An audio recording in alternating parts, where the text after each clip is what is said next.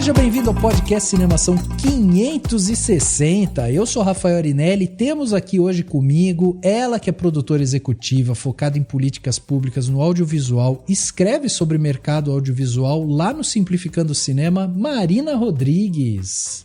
Oi, Rafa, pessoal, ouvintes de Cinemação. Sempre muito bom estar aqui para gravar com vocês. E hoje talvez vocês entendam por que a Ancine tem que cobrar multa do Cinemark. Vamos falar sobre isso, isso aí. A Má é a produtora executiva focada em política pública mais requisitada desse país. É só isso que eu vou dizer pra vocês. Ai, quem me dera.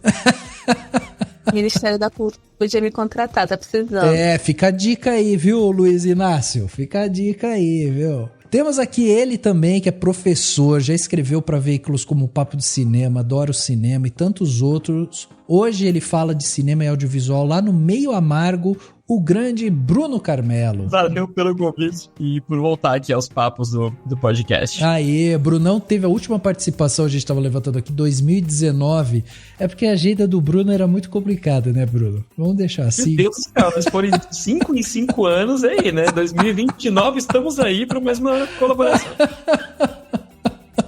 Caraca, que sacanagem. É tudo culpa minha, então fica aqui o registro, o Bruno não tem nada a ver com isso. Mas obrigado por você estar aqui com a gente mais uma vez, viu, Brunão? Obrigado a vocês. E para fechar essa mesa aqui, temos ele, que é editor-chefe aqui no Cinemação, professor, redator, roteirista e de vez em quando solta uns textinhos lá no Desembrulhando Palavras, Daniel Cury. Opa, tudo bem, gente? Obrigado pelo convite, Rafa. Agora, eu já tô acostumado, né, a entrar agora no Cinemação agradecendo o convite. E é isso, vamos lá, vou vir mais pra aprender, mas vamos opinar aqui sobre os temas importantes da ordem do dia, né? Como um bom professor, já levantou aqueles questionamentos também, né, Dan? Já refleti. Teve até, depois eu vou até comentar o que eu escrevi, uma notícia recente que eu coloquei no Cinemação. Boa. Que tem a ver, assim, com o assunto. Boa. É isso, meus amigos, olha só. Foi regulado aí no último dia 19 de junho, né, a Lei 14.814, de 15 de janeiro de 2024, que estende até 2033 a exigência de que cinemas comerciais exibam filmes brasileiros. É a tal cota de tela, que a gente tanto já falou aqui, já trouxe a Marina para falar, explicar e tudo mais, e finalmente agora ele foi regulado e está aí, né? Agora começou a brincadeira, começou o jogo. Agora as salas devem cumprir um número mínimo de sessão e variedade de título, com regras definidas anualmente pelo governo. A Ancine vai supervisionar o cumprimento dessas normas e se a sala de cinema não seguir as regras, os cinemas podem receber advertência ou multa, inclusive, né? Que pode ser ajustado através de acordos específicos, e a lei visa justamente promover a diversidade e a presença contínua de filmes nacionais nas salas de cinema. Isso é muito bom, muito bonito, e talvez uma das conquistas que nós que estudamos e trabalhamos com o cinema nacional estávamos esperando já há algum tempo. Então hoje, eu, a Má, o Bruno, o Dani, vamos bater um papo aqui para entender qual que é a importância dessa lei e o que a gente pode esperar para o cinema brasileiro, né, daqui para frente. É isso, vamos bater um papo sobre esse assunto agora no segundo ato desse podcast. A nova norma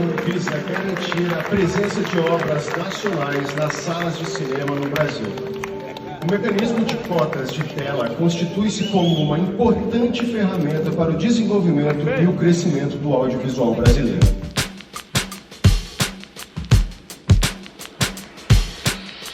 Eu queria me valer de uma matéria da Super Interessante, na qual a Marina, inclusive, participou, né? Pra gente traçar um panorama para que o nosso ouvinte entenda algumas coisas aqui. Então, primeiro, a cota de telas, desde 2001, ela era calculada pela Ancine em cima de um número de dias de exibição com base nos números de sala no país e nos hábitos de consumo do público. O presidente da República ia lá, recebia essa análise todo ano e dava um ok, né, via decreto, e assim era traçado qual que seria a cota no cinema nacional. Só que tinha um problema. Esse cálculo e assinatura do presidente, né?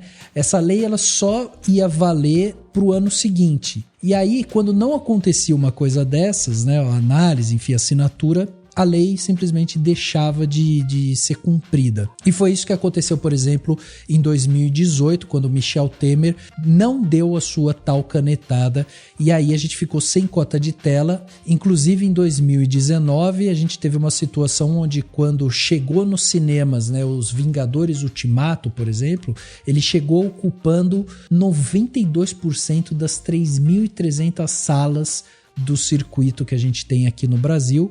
O filme da Marvel acabou chutando alguns filmes brasileiros para fora, como por exemplo De Pernas pro Ar 3, que chegou a atrair quase 2 milhões de pessoas, mas teve que sair mais cedo de cartaz porque, né, o filme da Marvel, da Disney e tudo mais chegou e foi, né, tomando as salas para ele. Em 2019, o Bolsonaro ele renovou essa cota, só que daí a gente teve uma coisa chamada Covid e as salas de cinema acabaram sendo fechadas e o cinema sofreu demais com isso. Já em 2021, a lei expirou.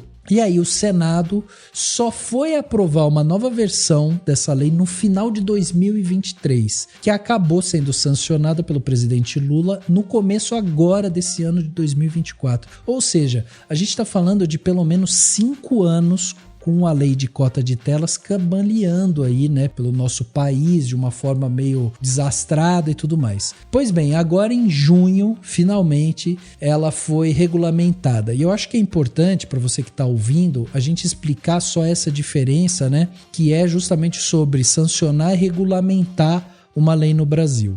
Então, só para vocês entenderem, a lei ela tinha sido sancionada no começo do ano. Isso significa que o presidente da República ele aprovou o projeto de lei que tinha sido aprovado lá no Congresso Nacional e tal. E esse ato de aprovação é justamente do presidente que sanciona a lei, né? Então ele vai lá e assina. Isso significa que a lei é oficialmente reconhecida e ela entra em vigor em uma data específica. Só que depois da sanção, o Poder Executivo ele pode, né, precisar criar alguns regulamentos, decretos para detalhar como que essa lei vai ser implementada. Esses regulamentos especificam procedimentos, prazos, responsabilidades e garantem a aplicação prática da lei. Então é muito importante esse momento da regulamentação. E foi isso que aconteceu agora em junho. Ou seja, foram criadas as regras do jogo. Agora o jogo tá aí, já tá, né, já foi oficializado, agora a gente tem as regras e tudo mais. Mas eu queria começar com você justamente por aí. Agora a gente tem as regras do jogo, a regulamentação tá aí. O que a gente pode destacar que ficou estabelecido e que chamou a sua atenção, por exemplo, que você achou interessante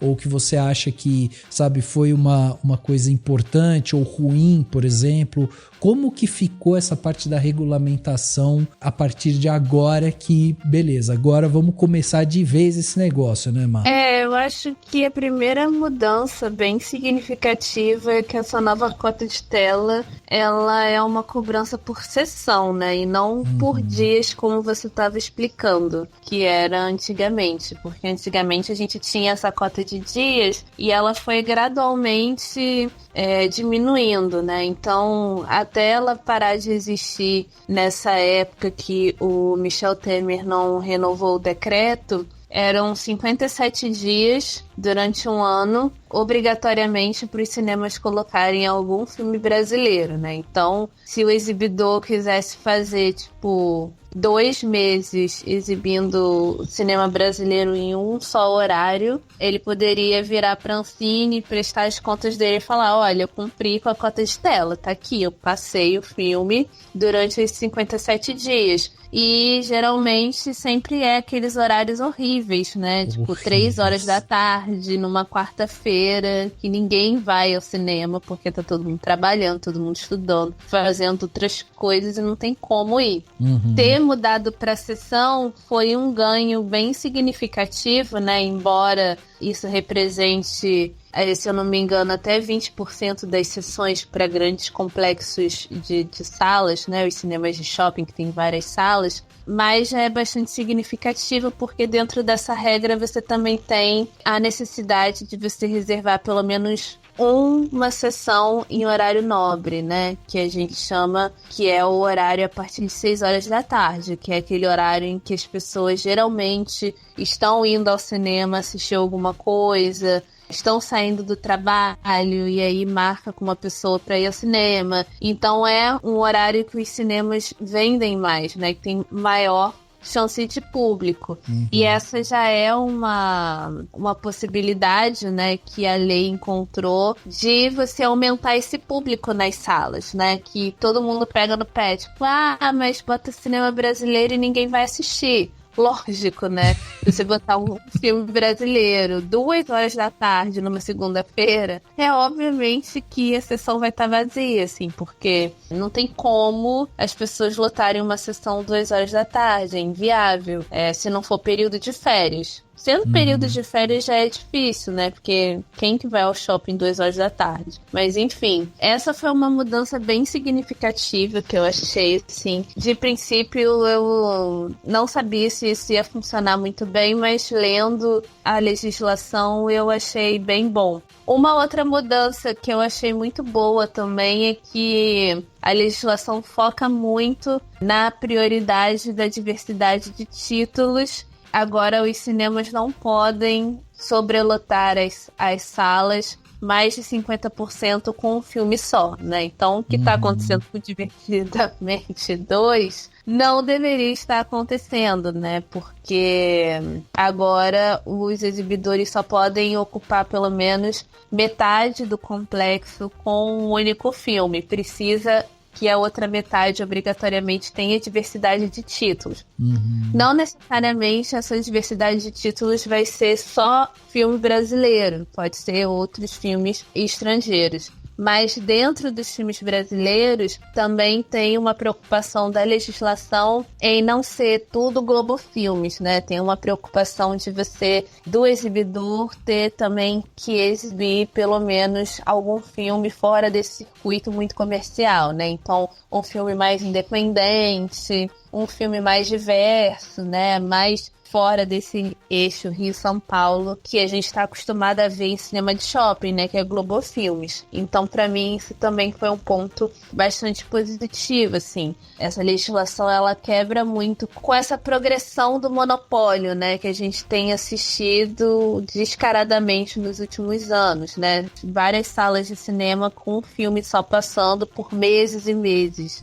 Assim, ó, parada completamente absurda e que precisava de ação nesse sentido, assim, porque realmente é muito complicado pra gente, que já é uma indústria muito menor do que Hollywood, tentar competir com esses filmes em um cenário onde não existe nenhuma regra legislativa para isso, né? Então, precisa ter realmente um olhar contra essa monopolização das salas, né? Porque não é só porque a gente que faz cinema brasileiro quer ser visto, né? Mas pro negócio do exibidor também é importante, porque você consegue criar, né, novos públicos com isso. Você aumenta a sua oferta de filmes em cartaz e você chama outros públicos para assistir, né? Enquanto você tem uma sala cheia de criança vendo uma animação, na outra você tem um público mais adulto vendo um filme de suspense, de romance, sei lá, alguma outra história, né? Então você volta a sociabilizar esse espaço do cinema como um espaço para todo mundo, né? E não só restrito a certos filmes. Tava lendo a lei e tudo mais, não tenho tanta familiaridade, né, com o texto de lei e tal. Eu entendi, mas não sei se é isso, assim, mas só pra que se o cinema estrear algum filme com acima dos 50% das sessões, o percentual mínimo de filmes brasileiros também aumenta. Não tem uma coisa assim? Tem isso. Eu achei, também. Tipo assim, se ele tiver um único filme de uma vez, com muitas sessões, aí automaticamente ele vai precisar ter mais sessões com o filme brasileiro. Essa cota, né, de tela vai meio que aumenta para aquele cinema especificamente, né? Isso também. Esse também é um ponto bem interessante dessa nova legislação, porque você faz uma cota mais progressiva, né? E aí você mostra pro exibidor que não tem muita saída, assim. Você tem que exibir. E a gente tem que se acostumar com esse negócio de obrigar. É sim uma obrigação, porque tem muita gente na internet que fica, mas não pode obrigar o dono da sala de cinema a exibir o que ele não quer. É assim no mundo inteiro, não estamos bolando nada do nada. Não foi o Lula que decidiu obrigar ninguém a passar filme brasileiro. Isso já existe em vários lugares. Você não pode beber e dirigir, né, mano? Não pode. Exatamente. Você tem que ficar sóbrio, amigo. Exatamente. E esse ponto que o Dani trouxe é isso, assim, tipo, não pode ocupar mais 50% com um filme só. Aí você vai lá e ocupa, então a sua cota precisa ser maior, porque você precisa cumprir com esse espaço. E isso precisa ser normalizado, né? É sempre um grande alvoroço, mas tem sentido ser assim, né? Eu até não sei se... Porque você comentou sobre Divertidamente, como, sei lá, o Lula assinou a regulamentação no dia 19 de junho, né? E Divertidamente foi para os cinemas no dia 20 de junho, tipo um dia depois. Talvez tenha aí um espaço de implementação, alguma coisa assim, um tempo de tolerância, né? Porque senão, tipo, realmente, Divertidamente não poderia ter tomado as salas como ele tomou, certo? Teoricamente, né, a gente precisa que a Ancine tenha a instrução normativa publicada, que é como se fosse um segundo decreto da agência para validar essa cota, né? Então, o Lula assinou o decreto e agora a Ancine vai fazer essa instrução normativa, colocando ali todos os pontos referentes à questão de multa, questão de advertência e tal, né? Então, teoricamente, a gente precisa esperar essa instrução normativa ser publicada, os exibidores, na verdade, para começar a cumprir com essa cota. Mas a multa, ela pode ser aferida retroativamente, né? Então, por exemplo, se a Ancine analisar um caso, não necessariamente com Divertidamente, pode ser com outro filme, analisar um caso de que o filme ficou várias semanas em cartaz com mais de 50% das sessões daquele cinema ocupadas, então ela já pode aferir a multa por dia que aquele filme ocupou mais de 50% da sessão, né? Então, Entendi. Ela pode fazer essa contabilidade, né, entre aspas, e aí entrar em contato com o exibidor e falar, olha, do dia tal até o dia tal, o seu cinema passou mais de 50% das sessões um único filme. Está aqui a sua multa. A nova norma visa garantir a presença de obras nacionais nas salas de cinema no Brasil. O mecanismo de cotas de tela constitui-se como uma importante ferramenta para o desenvolvimento e o crescimento do audiovisual brasileiro.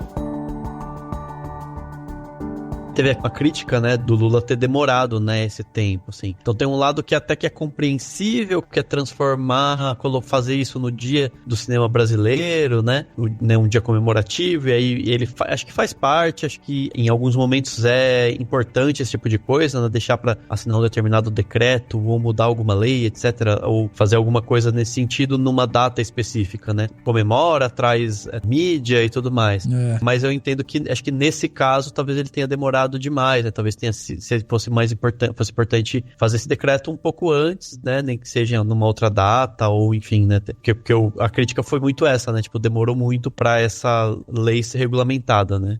Bastante tempo. E também tem a questão do lobby, né? Que a gente precisa dar como um fator importante nessa discussão toda, né? Os cinemas estão todos comprometidos com as grandes distribuidoras internacionais, né? A cota vem para isso também. Porque hoje é público e notório que a gente sabe que essas grandes distribuidoras como Disney, Paramount, Warner Bros., elas fazem um tipo de venda caçada, né? Ela chega pra você, que é um dono de uma sala de cinema, e fala, tipo, você quer muito passar Barbie porque a projeção de público vai ser muito grande? E você vai falar, quero, óbvio, porque eu quero vender minha pipoca aqui, quero ter lucro. E aí a Warner vai responder, tipo, então, sendo assim, você vai precisar passar X, Y, Z do meu catálogo de filmes que eu vou lançar esse ano ainda. E se você não quiser passar, aí não vai ter Barbie pra você. Então, tipo assim, é uma chantagem que você coloca o exibidor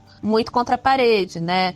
Ele não pode recusar um filme que vai ser sucesso de bilheteria, porque senão ele vai tomar um ferro, obviamente. Mas, ao mesmo tempo, ele sabe que passar todos esses outros títulos, ele vai tomar ferro de alguma forma, né? Então, a cota de tela busca esse equilíbrio, né? Ao invés de você ter 100 salas passando Aquaman 2 por 2 meses, você vai ter 50 salas passando Aquaman 2 e as outras 50 salas vão estar passando outros filmes. Seja filme brasileiro, seja algum outro estrangeiro, seja, sei lá, um filme independente, um curta-metragem, nada impede também de passar, para que se tenha essa diversidade.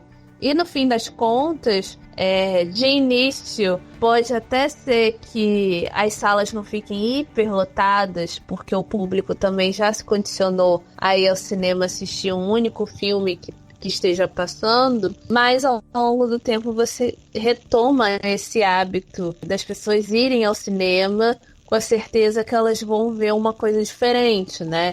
É o que eu falo muito, assim. Dentro do seu orçamento mensal, você pode tirar 3 vezes no seu mês para assistir um filme no cinema. Aí você vai a primeira vez, assiste divertidamente, legal, gostou. Aí você volta na semana que vem, podendo ir de novo ao cinema, podendo pagar por isso. Chega lá e só tá passando Divertidamente 2 novo. Você vai comprar outro ingresso para esse filme? Não vai, porque o filme tá fresco na sua cabeça, você já assistiu, e você não vai perder tempo com aquele filme de novo. E você vai embora. E aí você vai ficar acompanhando lá a programação. E cadê um outro filme para eu voltar pro cinema? E aí você acaba desistindo. Aí a pessoa vai pro streaming, a pessoa vai para um outro cinema, ou vai fazer um outro tipo de lazer que não tenha nada a ver com esse entretenimento audiovisual. E o cinema perde essa pessoa, né? Meu namorado mesmo, essa semana, tipo ontem, segunda-feira, ele foi olhar o que tava passando no cinema aqui perto. E ele ficou chocado, assim, meu Deus, só tem sessão de Divertidamente, eu não quero ver esse filme. Eu tô procurando um outro filme aqui que eu quero ver e eu não consigo achar. Não era nem filme brasileiro, tipo, era um filme gringo que ele queria ver e não tinha sessão, simplesmente. Ou a sessão era, tipo, 9 horas da noite, inviável da pessoa ir e voltar tendo que trabalhar no dia seguinte. Então são essas pequenas coisas, né? Eu acho que é muito de entender que não é porque Divertidamente não pode estar em 48 horários que o filme vai deixar de ganhar dinheiro, né? Muito pelo contrário. Pro negócio da sala de cinema, significa muito mais rentabilidade. E é legal que com o tempo você vai tendo essas diversidades de público dentro do cinema brasileiro, da mesma forma que a gente tem no cinema estrangeiro, né? De você ter uma comédia, né? Quando não tem uma grande estreia que come tudo, né? Mas você tem uma comédia aqui, não sei o quê. E eu tava pensando nisso, analisando os números relacionados a janeiro desse ano, né? Porque em janeiro desse ano, o cinema brasileiro teve um crescimento de 2.198% na bilheteria em comparação com janeiro de 23. Mesmo com uma queda, né, foi o que eu coloquei na notícia que saiu no Cinemação, mesmo com uma queda pequena de 6% de público geral, né, no cinema de janeiro de 24 comparado com janeiro de 23. Os filmes brasileiros e o que aconteceu foi, os cinemas estavam com uma falta de estreias, de grandes estreias gringas, né, por conta até de reflexo das greves, né, que teve em Hollywood. Então tava com uma, né, a gente sentiu mesmo isso, né, tipo, parecia que tinha menos estreia e tal. Apesar tinha o Aquaman 2, mas o que aconteceu foi, teve o Minha Mãe e Eu, que é uma comédia, né, com a Ingrid Guimarães, com a Tata Werneck, teve o Nosso Lar 2, que é um filme religioso, teve o Turma da Mônica Jovem, que é um filme infantil, né, ou infanto-juvenil. teve outros também, mas assim, são 3 filmes bem diferentes, com públicos muito diferentes, né? O Nosso Lar 2, inclusive, acho que é um público que... os filmes religiosos, em geral, levam um público que não tem o hábito, né, de tanto de ir ao cinema.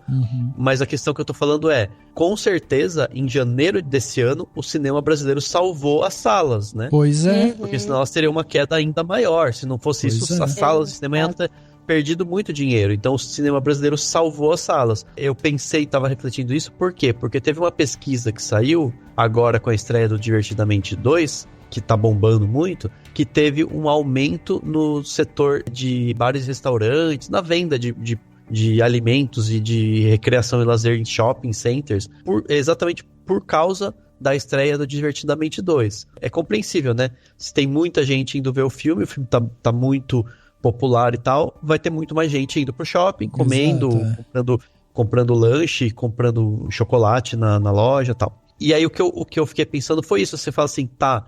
Então, quer dizer, o cinema, ele é muito importante para essa economia que gira ao redor dele.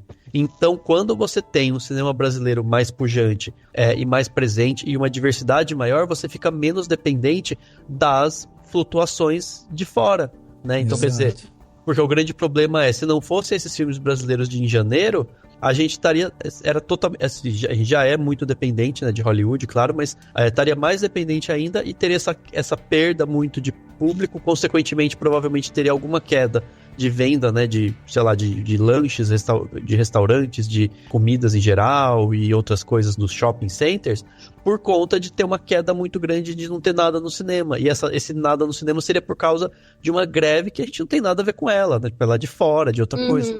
Então isso que eu acho importante ressaltar, né, o quanto que é importante você promover diversidade para que justamente a sala de cinema e a economia toda do entorno do consumo do cinema, né, que gira em torno dessa coisa de ir pro shopping, comprar ingresso, levar a família, comer um McDonald's antes, tal. Essa economia toda também fica à mercê de um único país que lance ou não, né, filmes de sucesso, né? Enquanto que a gente pode ter os sucessos bacana, divertidamente, ninguém tá dizendo que você não deve ver, tem que ver mesmo, ok?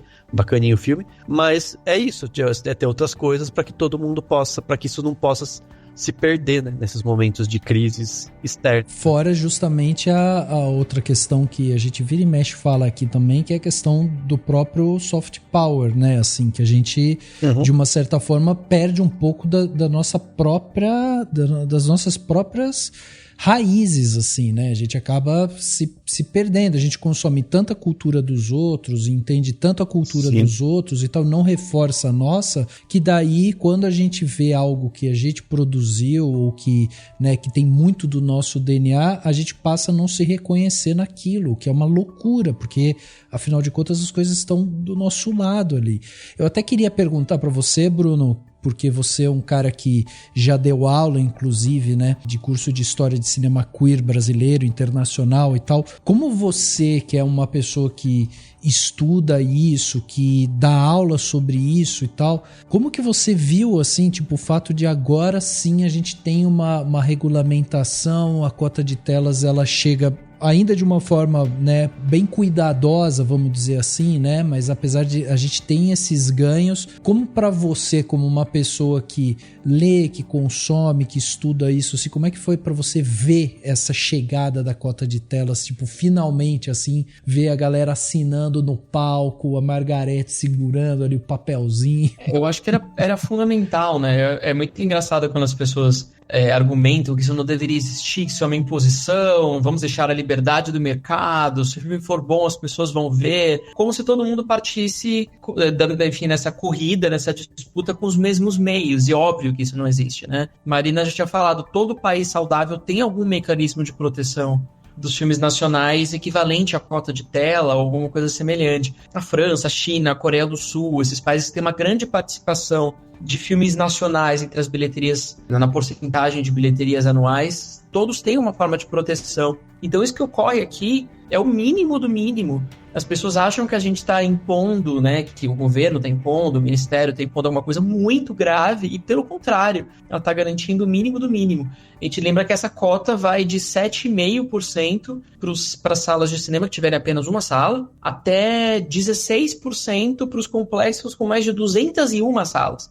Pois é. Que não é o caso de todas. Então, assim, no máximo do máximo, essa obrigação ali referente às sessões vai para 16%. É uma porcentagem baixa ainda, se a gente comparar com outros lugares. Então, a gente teve que lutar muito, teve muita discussão com todas as partes envolvidas, com associações de exibidores, de produtores, várias partes foram escutadas. Isso não foi decidido numa canetada de um governo, pelo contrário, essa discussão tá acontecendo há muito tempo. Então, assim, a gente brigou para chegar nisso que é o mínimo, sabe? Porque o que a gente fala é a cota de tela é fundamental, mas ela, ao mesmo tempo, sozinha não garante que a gente produza, veja, descubra o cinema brasileiro e forme plateia. Muitas outras coisas precisam acontecer em paralelo. Porque então, existem muitas linhas foram criadas pelo governo, a gente tem sempre essa tendência a estimular muito a produção. Criar novos editais, que são importantíssimos, novas maneiras de as pessoas produzirem, criarem os filmes delas, depois elas não têm para onde escoar esses filmes. Tá, eu tenho um filme lindíssimo, maravilhoso na minha mão, eu vou colocar onde? A cota de tela ajuda, é isso que a gente falou, né?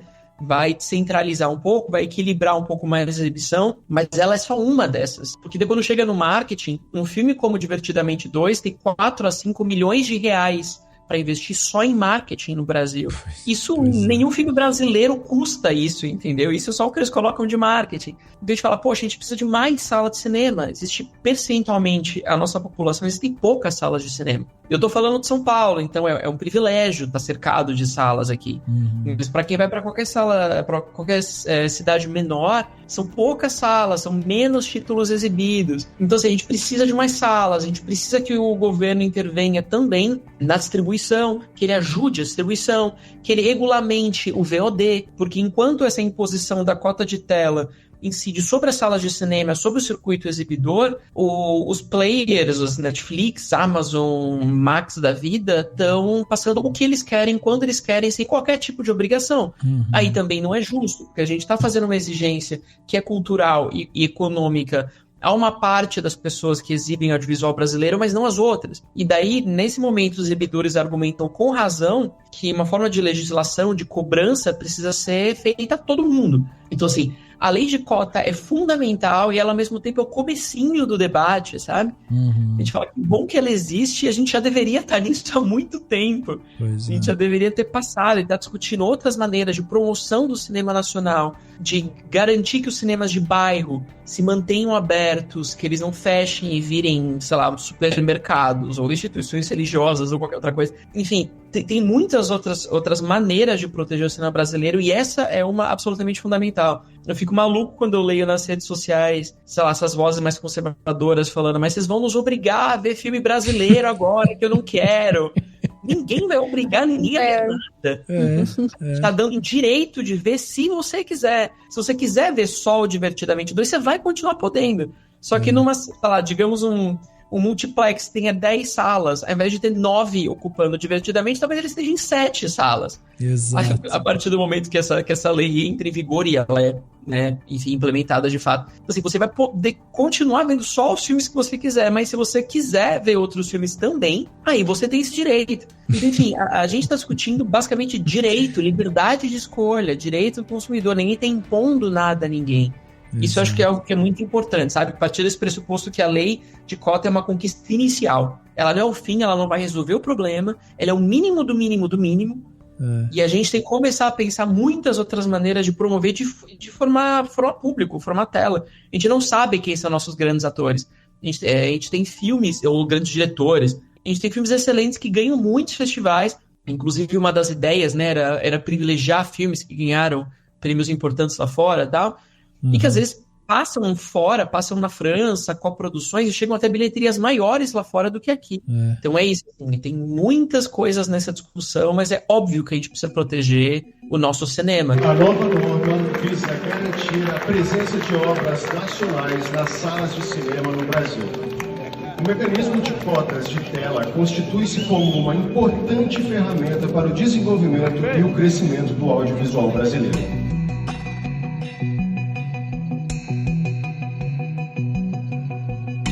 O exemplo que a Marina deu, né, do namorado que queria ir no cinema e só tinha Divertidamente. Eu acho que é ótimo esse exemplo, porque é isso, assim, tipo, mesmo a sala estando lotada de Divertidamente, nem assim o namorado da Marina foi obrigado a ir no cinema assistir Divertidamente. Tipo, ele simplesmente... Quando falam em obrigar, eu imagino as pessoas com laranja mecânica, sabe? Sentadas ali na cadeira, segurando as pálpebras e falando, vai ver Grande Sertão. E tem um dado que eu acho interessante, que inclusive nessa matéria da Super Interessante que a Marina participou, é colocado lá. Bom, estima-se, né, que a Disney, por exemplo, gastou $600 milhões com o Vingadores Ultimato. Isso dá mais ou menos 3 bilhões de reais com B, tá? B de bananada. Isso com marketing, distribuição e tudo mais. A gente tá falando de um filme que custou 3 bilhões de reais. Eu acho esse número muito impactante, porque quando a gente tá aqui e aí a gente fala,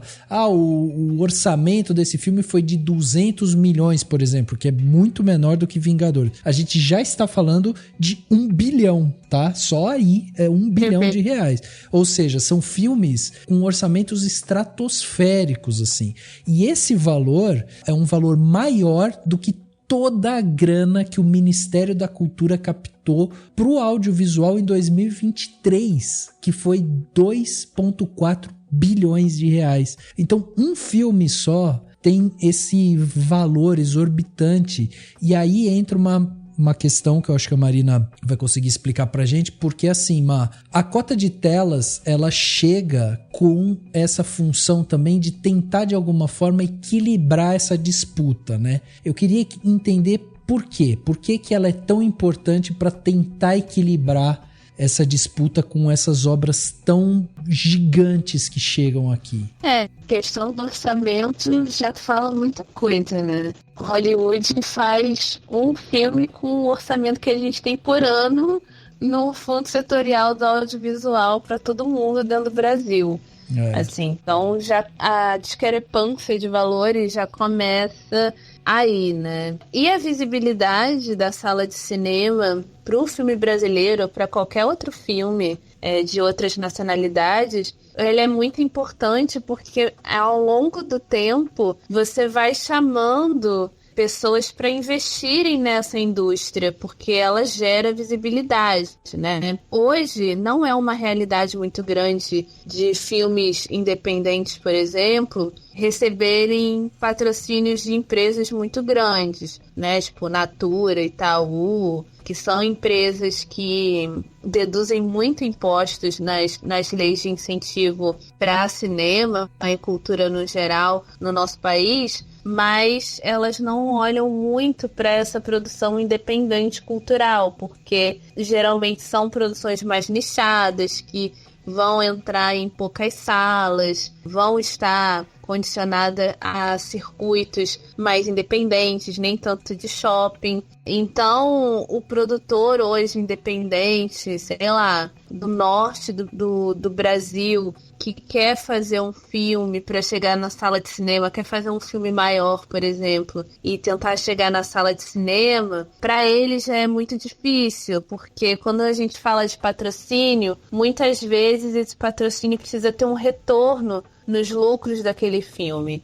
Então, é muito difícil mesmo você ver um filme independente usando leis de incentivo condicionadas ao patrocínio. A gente tem muito o incentivo público, né? Que é quando você consegue captar aquela verba que você não precisa devolver nenhuma parte dela, né?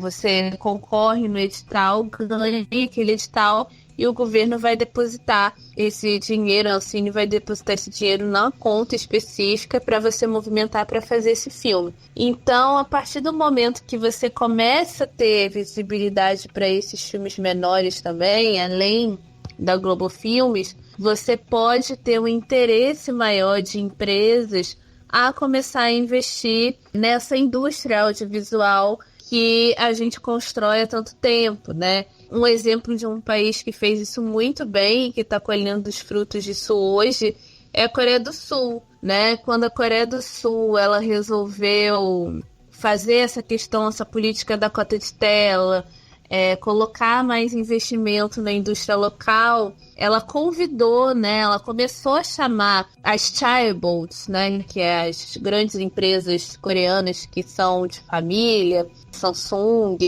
todas essas marcas que a gente conhece, a começar a investir no cinema. Então, essas empresas começaram a patrocinar esses filmes de formas muito diferentes que não só deduzir imposto, né? Então, a Samsung patrocinava dando desconto na aquisição de câmeras para as pessoas filmarem o filme. A Hyundai investia na questão de carro. Então, se você tivesse uma grande cena de carro, você dava visibilidade para a marca da Hyundai dentro do seu filme. E aí você tinha um desconto, ou a Hyundai deduzia algum imposto ali dentro que depois gerava lucro para ela, porque as pessoas iam atrás do carro para comprar, ou iam atrás da câmera da Samsung para comprar. Enfim, é uma série de oportunidades que a gente ganha podendo estar na sala de cinema, né? Então, antes de ser algo artístico, o cinema é um negócio, né? A indústria cultural, ela é um negócio, né? A gente está no mundo capitalista, né? Então, quando os Estados Unidos faz um filme, ele não faz um filme só pro lado artístico. Ele tá fazendo um filme ali para gerar uma propaganda, né? Pros interesses daquele país em cima daquele tema e para ganhar dinheiro, né? Para ter retorno, né? Então, por isso que hoje, com esse investimento contínuo há mais de 100 anos, as grandes empresas de tecnologia estão nos Estados Unidos e estão investindo cada vez mais no cinema hollywoodiano, porque elas são vistas, né? Elas conseguem ser identificadas pelo público, elas têm um retorno desse patrocínio, desse investimento muito lá na frente. Então a gente tem que ter essa visibilidade. E além dessa parte de mercado, o cinema continua sendo história, né? Continua sendo um traço de soberania cultural do país. Então, você colocar um filme numa sala de cinema, quando o filme está falando de uma história que é sua, que é do seu país, que é dos seus familiares, que é do seu entorno, você consegue começar a criar uma identidade visual, você consegue criar um relacionamento, um vínculo quase que materno com aquelas histórias, porque elas estão falando sobre você, elas estão falando sobre a sua vida, sobre a sua família, sobre os seus amigos, sobre o seu país, sobre o seu trabalho. Então, se ver na tela é muito importante, é muito impactante poder sentar e ver um filme que foi feito na sua cidade, que foi produzido por pessoas que podem ser, sei lá, o seu vizinho de porta e você não sabe que aquela pessoa está dentro daquele filme trabalhando de alguma forma. Você pensar que aquele filme foi idealizado pensando naquela realidade que você se encontra, né? Porque hoje em dia a gente até brinca, né? Que o brasileiro às vezes se sente mais representado por um filme feito no interior dos Estados Unidos do que no Brasil. Mas é isso, porque é o que chega para ele ver, né?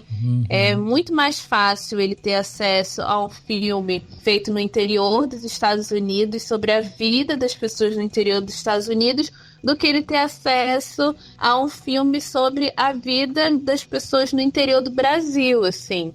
Mas ao passo que você consegue assistir essas histórias no seu país, você se acostuma a ver aquilo, isso é muito potente, isso é muito importante. E a gente não pode perder esse traço de soberania cultural também. Exato. De conseguir esse espaço, de conquistar esse espaço, né? A gente não está pedindo um favor para ninguém, isso deveria ser uma obrigação de qualquer país.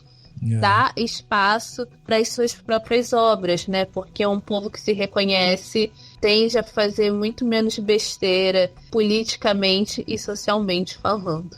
Entra a questão estética também, né? Você falou da questão de a gente ver histórias brasileiras e tal, mas entra muito, acho que a questão estética também é importante, porque tem gente que ainda usa a questão da grana, né, do dinheiro do filme hollywoodiano com uma diferença, mas não é só isso, é também o que é a estética brasileira, o que é a estética de fora, o que é a estética de um filme francês, de um filme coreano, etc. E isso também é importante, né, pra gente se conectar, né, com, tipo assim, o que é o nosso Brasil, né, o que é o Brasil? O Brasil talvez seja, né, esse tipo de casa, esse tipo de construção, esse tipo de roupa, esse tipo de cabelo que as pessoas têm, né, o tipo de, sei lá, de dança, a música, tudo mais. E isso também é muito legal porque, e é interessante de ver, porque quando a gente ouve essas pessoas ignorantes, vamos dizer assim, que estão falando assim, sei lá, eu vou ver filme brasileiro, mas na verdade parece que foi feito não sei de que jeito, ou critica, sei lá, a cor do filme, sabe assim, ou qualquer coisa do tipo. E esse tipo de crítica é justamente de quem tá tão acostumado com uma estética muito específica, né? Não é nem só de filme americano, é de filme americano, hollywoodiano, voltado para um público muito específico, não é nem, né, todos, assim. E a pessoa tá tão com isso na cabeça, com esse tipo de fotografia, com esse tipo de, sei lá, de dinâmica de imagem e tudo mais, que ela estranha, e isso é muito importante, você ter essa presença, né, você ter isso, e o brasileiro gosta, né, de se ver no fim das contas. A gente vê, por exemplo, recentemente, acho que a Globo teve uma série de filmes pra TV, assim, histórias bem brasileiras, eles fizeram com parceria com as emissoras locais, né, emissoras as afiliadas e tal. Quer dizer, é porque eles sabem que isso atinge as pessoas, que as pessoas vão ver e falam, pô, é o meu sotaque, é a minha cidade, é a minha região e tudo mais, e tem esse visual. Claro, são filmes um pouco mais, que seguem um padrão meio Globo, assim, não necessariamente são autorais, como muitos filmes que ganham festivais e tal, mas ainda assim você tem isso, tem essa questão da estética, né, que é importante justamente para você ir gerando essa identificação, porque no fim a gente vive hoje uma realidade péssima politicamente, muito por conta de muita gente que ama um Brasil que não existe, né? Tipo, as pessoas erguem a bandeira do Brasil e falam, eu tenho orgulho, canto o hino, mas elas não amam o Brasil, talvez não amem de verdade, às vezes elas amam o Brasil que tá na ideia delas, é um país imaginário que não existe, o que existe é o que tá sendo filmado, o que tá sendo contado nessas histórias. Às vezes ama e bate uma continência pra bandeira americana, Daniel, você tem que entender que, né, que existe. Mas eu acho que isso é tão importante que você tá falando, Dani, sobre a questão da estética, porque até isso, assim, a gente tem que realmente prestar atenção, porque é lógico, né? Até a parte da língua, né? Você vê, a gente é tão invadido por expressões, assim, que vêm de fora, e às vezes a gente tem dificuldade de colocar alguma coisa na nossa própria língua, assim. Esses dias eu tava vendo uma entrevista do Krenak, falando sobre algumas expressões, tipo, indígenas que eles usam, algumas palavras. Tem uma sonoridade tão linda, assim, sabe? E um simbolismo tão legal. E aí, de repente, quando a gente tá conversando no nosso dia a dia, como a gente é o tempo todo invadido por essa americanização e tal, é isso, a gente vai deixando escapar alguma coisa que vem do nosso próprio DNA, assim. Então, a gente começa a usar, tipo, postar, por exemplo, né? Que vem do post, que é uma coisa americana, o próprio briefing, né? A gente vai falar de briefing, vai falar de call, vamos fazer um call, né? Então, a gente sempre tem isso, assim. E tem uma outra coisa que eu acho importante também de destacar dessa lei, foi que no começo, né, do podcast eu até falei sobre esse problema de como a lei, né, demorou para engatar, e que desde ali já faz 5 anos que ela vem cambaleando aí e tudo mais. E eu acho que um ponto importante aqui, né, Má, me corrija se eu estiver errado, é que o fato da lei, ela continua sendo revista todo ano, mas ela tem uma mudança que é, se o presidente da República não assinar, como aconteceu lá com o Temer, fica valendo as normas do ano anterior. Então, quer dizer, ela não fica num limbo lá, assim, tipo, não precisa ser cumprida, né? Ela continua sendo cumprida. O cara não assinou, beleza, aplica-se a regra do ano anterior. Esse também é um ganho, né, Má? Sim, é muito importante isso, porque pra mim, eu já falei isso várias vezes, acho que até aqui no podcast outras vezes eu tinha falado isso também, que pra mim é um atraso você tem que esperar um decreto presidencial para aplicar a cota de tela, né? Porque se você precisa de uma assinatura depois que a lei já foi sancionada pelo próprio presidente da República na ocasião, isso não existe. É uma lei que não é lei. É uma lei esporádica, esportiva. Hoje tem, amanhã não tem. E não dá para ser assim, né? Tipo, a gente precisa de continuidade dessa política por muito mais tempo do que 10 anos que foi aprovado agora essa renovação. Porque é isso, assim, quando a gente deixa de defender esse espaço, ele passa a ser ocupado por outras coisas. E foi o que aconteceu. Quando a gente deixou de dar atenção para essa cota de tela de novo, a gente teve 90% das salas ocupadas por um único filme, que foi o caso dos Vingadores. A gente teve outros exemplos de outros blockbusters depois disso, que ocupou 80% das salas, que se valeu muito dessa falta de regras para fazer uma bilheteria. Em sua maioria é um dinheiro que não fica no nosso país, que ele vai embora. Essas distribuidoras levam esse faturamento com elas lá para fora. Então, quer dizer, perda também financeira para o nosso próprio país, né? Esse dinheiro não circula propriamente dentro do nosso país. Ele não vai impactar outras áreas aqui dentro, né? Ele vai impactar investimentos lá fora, que a Disney já está colocando esse dinheiro lá fora, né? Então é muito importante pensar nisso também, assim. Então, para mim também foi um ganho. Eu acho que isso foi algo também muito da conquista da luta do setor, que viu o quanto que isso gerou de impacto, né? Porque quando o Temer deixou de assinar esse decreto e isso tudo aconteceu, a gente teve filmes sendo tirados de cartaz brasileiro para colocar Vingadores no lugar, sendo que o filme estava vendendo ingresso ainda, né? Então foi uma situação completamente grotesca e que vai de contra toda essa opinião de, né, se o filme for bom, ele vai continuar tendo sala. Não vai, porque o filme da Ingrid Guimarães estava vendendo, estava dando dinheiro para o exibidor e mesmo assim ele foi lá e tirou o filme.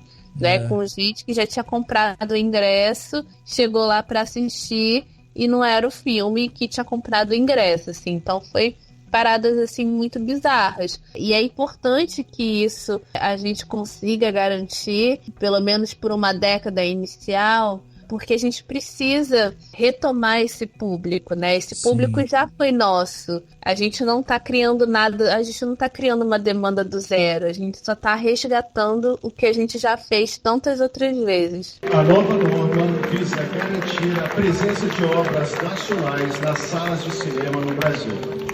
O mecanismo de cotas de tela constitui-se como uma importante ferramenta para o desenvolvimento e o crescimento do audiovisual brasileiro.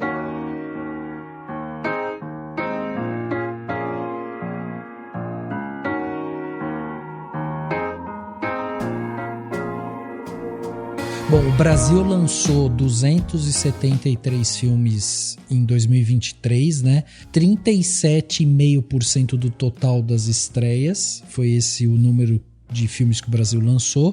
Eles ocuparam só 7% das sessões e fizeram só 3% da bilheteria. O lucro somatório desses filmes lá em 2023 foi de 59 milhões de reais.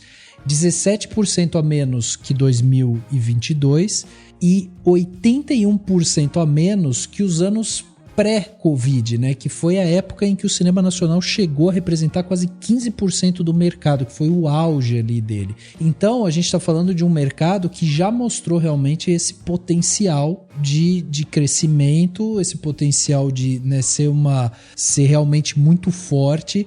Agora tem uma questão, Mark, daí é uma questão que eu acho que as pessoas podem pensar. A gente tá aqui e o Bruno bem lembrou que a proporção varia de 7,5% a 16% a depender ali do número de salas disponíveis. Beleza. A gente tá comemorando de 7,5% a 16% do número de salas disponíveis. Tipo, é uma fração, um negócio super pequenininho.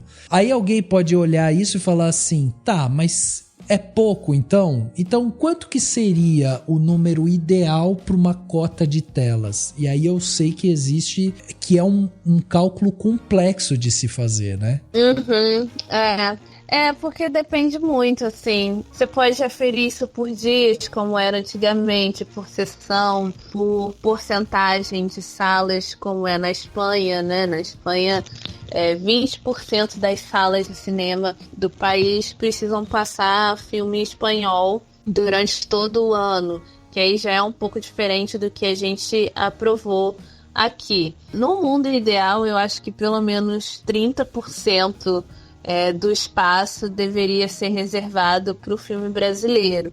E aí, quando eu falo reservado, não quero dizer que, 30% dessas salas só vão ter que exibir filme brasileiro, que as pessoas são muito literais, elas interpretam desse jeito.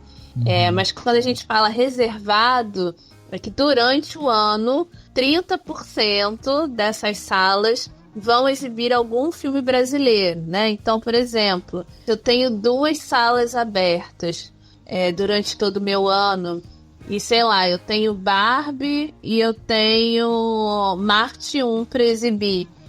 Eu posso exibir Barbie nas 2 salas e Marte 1 em uma só, e dividir essa segunda sala entre Barbie e Marte 1. Então, quer dizer, o filme estrangeiro, ele ainda vai estar em cartaz naquela sala, mas o filme brasileiro também. Então, para mim, no mundo ideal, eu acho que deveria ser pelo menos 30%, pelo menos de exibidores que tenham a partir de 10 salas, porque aí eu acho que já é um número muito bom para você conseguir fazer essa divisão muito bem estabelecida. Aí pode-se pensar num afrouxamento de regras para quem tem menos salas do que isso, porque aí realmente é mais difícil você montar uma programação, é mais difícil você fidelizar um público que vai ali, né? Então dá para afrouxar as regras. Mas para mim o ideal seria pelo menos 30% dessa reserva de mercado para o cinema nacional, né? Até por conta da quantidade de filmes que a gente faz, né? A gente faz mais de 200 filmes por ano. Se a gente for ver, nem 10% a gente está assistindo. Exato. É muito filme. Tem filme que a gente ou não lembra que lançou, ou nem sabe que lançou, na maioria das vezes, né? Então, 30% já é uma média ok, assim, de você tentar montar uma programação mais diversa com todos esses filmes. Deixa eu perguntar uma coisa que eu não entendi, assim, que eu até fiquei pensando quando eu tava, enfim, estudando a lei e tal. A quantidade de sessões, a cota de tela é para sessões diárias? Ou será que se encaixaria para sessões semanais? Não, é sessão diária. Diária, né? Não é, sim. Tá. Não, porque eu que tava tentando pensar, fui ver até os próximos filmes, né, que vão ser lançados, a agenda de lançamentos, assim, e tentando pensar como um exibidor, sabe? Se eu tivesse uma sala de cinema, um pequeno complexo e tal, não muitas, né? Eu tentei pensar numa coisa meio média, numa cidade do interior, e aí eu pensei, por exemplo, vai estrear logo mais A Flor do Buriti, né? Que é um documentário. E aí eu tentando pensar como exibidor, eu pensei assim, nossa, eu super faria, sei lá, 1 ou 2 exibições ao longo da semana, porque um documentário, infelizmente, a gente, assim, pensando bem como exibidor mesmo, assim, sabe? Talvez não tenha, principalmente numa cidade do interior, um apelo tão grande. Mas eu poderia fazer, assim, uma exibição, umas 2 exibições, ou uma exibição especial, o cinema que eu frequento, ele tem um cineclube, né? Que é uma sessão semanal só, de terça-feira, geralmente, até. Acho que é uma vez por mês que tem a exibição. Sempre de um filme ou clássico ou um filme recente, mas que não vai ter uma estreia muito grande, em muitas salas. E eu pensei nisso, assim, sabe? Não sei se isso é uma possibilidade ou talvez isso contribua, né, para esse mínimo, né, que tem que ser preenchido, comparando com... Porque é isso, assim, eu acho que, por exemplo, vendo os próximos lançamentos previstos, tentando pensar como um exibidor, você vê que realmente não tem tantos filmes brasileiros nessa agenda, né, para serem lançados. Então talvez um exibidor possa voltar a exibir O Grande Sertão, que acho que foi um filme que sofreu bastante, infelizmente teve pouca pouca bilheteria e pode, de repente, ganhar um pouco mais no boca a boca, como muitos filmes brasileiros fazem, né? Eles têm uma bilheteria mais constante e que às vezes no começo não engrena tanto, mas se você insistir, ele pega um público maior. Mas talvez isso também de equilibrar, porque por enquanto não tem tanto filme para ser lançado, né? Então o exibidor talvez, dependendo da situação, tenha que falar, beleza, vou colocar o filme aqui do Lucas Neto, que tem um apelo infantil, que vai ser um em breve agora, e tem, sei lá, um outro filme que a pessoa precisa dar colocar em algum horário específico, ou talvez não todos os dias, porque, né, para ver se consegue o público. Mas o interessante de pensar é com o tempo, né, tendo essa cota por um longo tempo, aos poucos você vai tendo essa dinâmica mais fácil de conseguir, porque você vai tendo mais filmes sendo lançados, mais ofertas, mais possibilidades com as distribuidoras, né? Mas eu tô só colocando isso porque acho que é uma experiência legal de tentar para todo mundo, sabe? Ver os filmes que vão ser lançados e pensar assim, pô, se eu fosse um exibidor, que filme que eu compraria para exibir no meu cinema, que sessão que eu colocaria, que horário que é melhor, né? Pô, esse filme aqui é infantil, vai ter apelo, então vou pôr nesses horários e tal. É legal que eu acho que é isso que eles estão fazendo agora, né? É isso, pegando a lista e falando, tá, vamos ver o que vai sair, já que eu vou ter que cumprir com essa lei, né? Então, deixa eu ver o que vai sair, onde que eu vou colocar. Sim. Então, mas essa questão da proporção diária de sessões, que você falou sobre o cinema, que você vai, que tem cineclube, provavelmente é um cinema que só tem uma sala, ou duas. Não, né? Tem mais, tem 4. Então, porque nessas novas regras, quem tem uma ou duas salas, ele tá isento de fazer uma proporção diária de um mesmo título.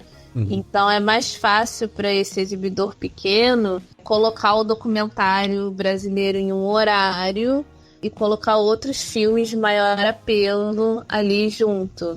Então essa regra vale mais para quem tem a partir de 3 salas, né? Aí precisa equilibrar um pouco mais.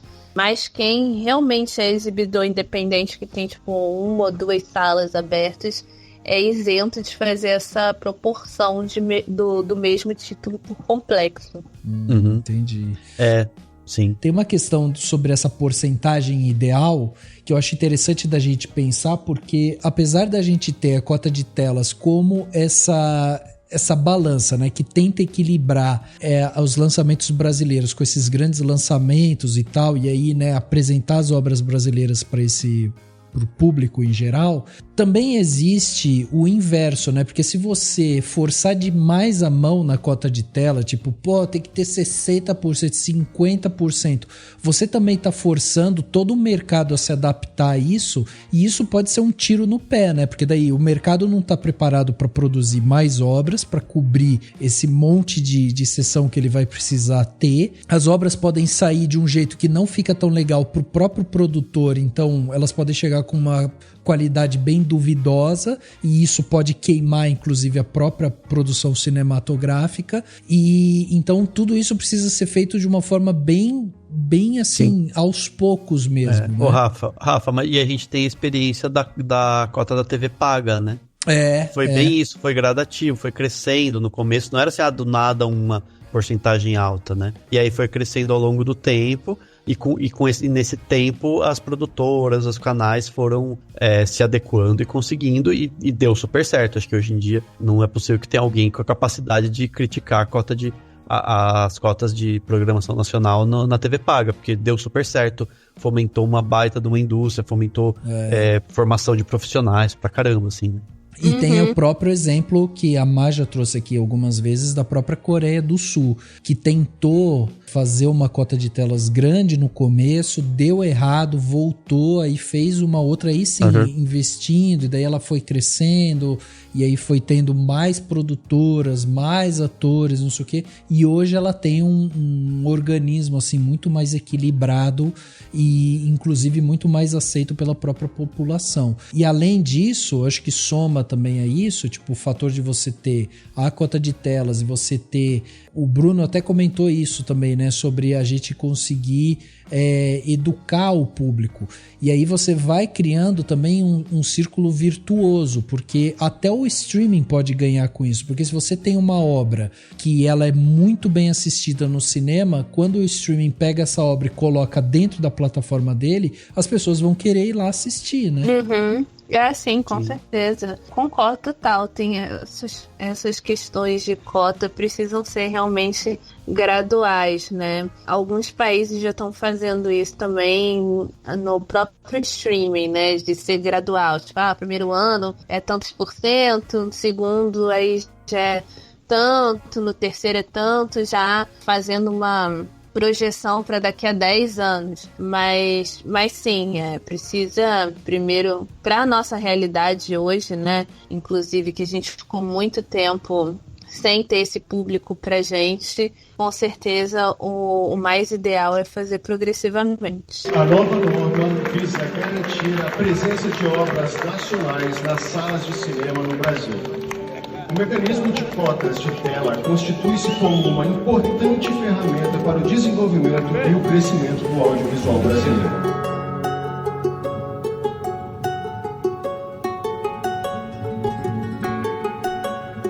Eu queria aproveitar que a gente está aqui com vocês que são amantes do Twitter também, né, aqui, e eu queria um react de vocês sobre alguns comentários. Tenho certeza que a gente vai conseguir responder muito deles aqui. Então, só porque quem está ouvindo a gente pode às vezes ter algum tipo de pensamento similar, e eu acho que é importante a gente vir e trazer esse contraponto ou essas respostas e tal. Então vamos lá, algum deles que eu peguei justamente do Twitter do próprio governo do Brasil, né, o perfil oficial do governo brasileiro, que publicou lá uma fotinha, né, um vídeo da Margarete do lado do Lula, eles lá assinando a regulamentação da Lei 14.814 e tal, e aí começou alguns comentários embaixo. Então um deles, por exemplo, é a pessoa falando assim: vão ser obrigados a colocar, mas não vão ter público, ou vão obrigar a população a ir no cinema também. E aí, Bruno? Mas aí você já vê, obviamente, a pessoa não quer fazer uma pergunta mesmo, ela não tem essa dúvida, é uma pura retórica para falar que o brasileiro é ruim. Mas é isso, quando as pessoas descobrem que os filmes brasileiros existem, elas gostam. Quando elas sabem que os filmes existem, elas gostam. O problema é que elas não sabem, porque esses filmes não têm marketing, todas essas coisas que a gente já falou, eles não têm salas, a gente falou, né, de às vezes 3, 4 filmes brasileiros novos numa semana, as pessoas não sabem que esses filmes existem, então não tem como ver e gostar. Então depois chega um crítico e fala: poxa, Luz nos Trópicos, da Paula Gaetan, foi o melhor filme do ano. Quantas pessoas viram esse filme? Não é que não viram porque ele não é bom, ele não foi considerado bom porque ele não foi visto, ao contrário. Existe uma relação de causa e consequência que se inverte muito aí. O pessoal fala: o filme brasileiro não tá dando certo, não tá sendo visto, é porque é ruim. Então, ele tá sendo considerado ruim porque ele não tá sendo visto. Porque quem tá vendo tá falando: pô, a gente nunca produziu tanto e nunca produziu filmes tão bons. A ironia é que a gente não tem onde mostrar esses filmes, as pessoas não estão vendo os filmes brasileiros numa época em que a gente tá fazendo muitos filmes e muitos filmes bons. A gente tem muito motivo para ter orgulho da nossa produção e dos nossos artistas. Então, assim, se a pessoa fala, tipo, filme brasileiro é ruim, daí você pergunta, quantos filmes brasileiros você viu? Nenhum. Então é por isso, né? Aquela pessoa que detesta essa Giló e nunca comeu, entendeu?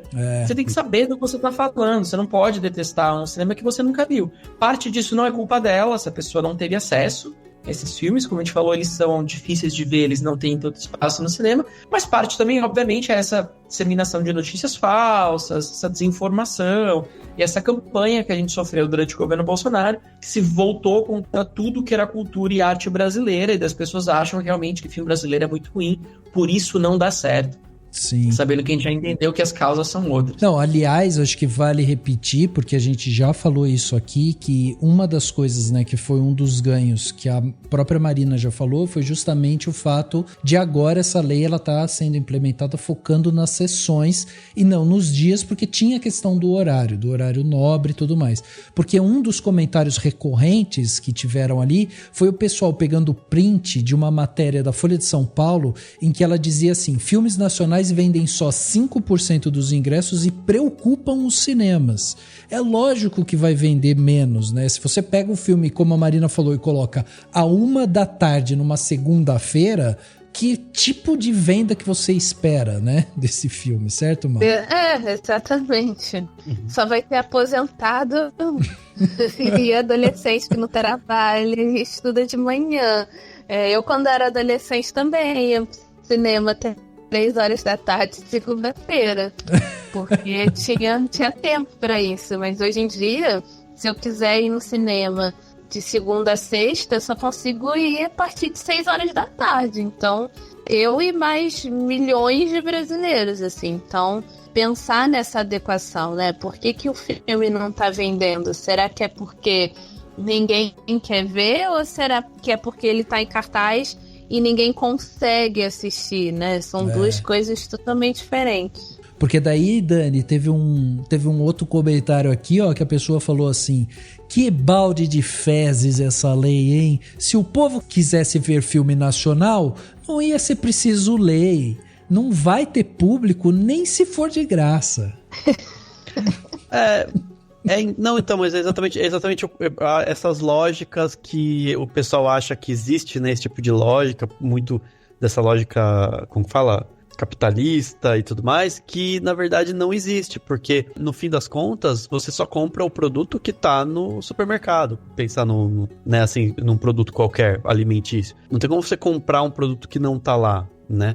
Então é isso, assim, tipo, é a mesma coisa que você falar assim, mas ninguém compra no Brasil, ninguém gosta de, sei lá, de alguma coisa que daí você ia usar um produto que só tem fora do Brasil, né? Você fala assim, em algum ponto é porque ele não tá lá, se insistirem, né, vai ficar. E é um exemplo interessante, assim, pensando em produtos em geral, é o leite moça, né? O leite condensado que a gente compra no Brasil, que foi basicamente um produto que a Nestlé criou não sei quantos anos atrás, no começo do século XX, porque sobrou era muito leite, uma coisa assim, tinha um excedente, eles não tinham o que fazer, eles falaram, vamos criar um produto, criaram, e no começo foi assim, demorou pra vender, e aí eles tiveram que criar receitas, e fazer o pessoal falar, olha que legal esse doce, e o pessoal, hoje é um produto brasileiro, que todo mundo adora, e que é uma marca do brasileiro.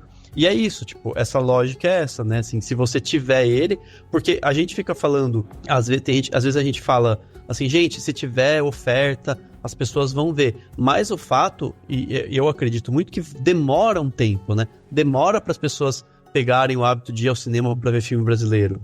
Demora, você precisa ter esses filmes lá. Tá lá, um filme aqui, um filme ali, né? Tá em cartaz esse filme aqui, blá, blá, blá, blá. Com o tempo que as pessoas vão começar a falar, poxa, deixa eu ver, né? E tanto que a gente tem hoje essa marca da comédia muito forte.